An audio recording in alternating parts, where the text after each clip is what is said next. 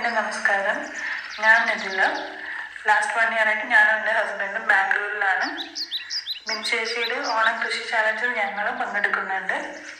ഞാൻ ഒരു bank employee ആണ് ബൈ പ്രൊഫഷൻ. വർക്ക് ഫ്രോം ഹോമിൻ്റെ ഇടയിലുള്ള കൃഷി ഐറ്റംസ് ആണ് നിങ്ങളീ കാണാൻ പോകുന്നത്.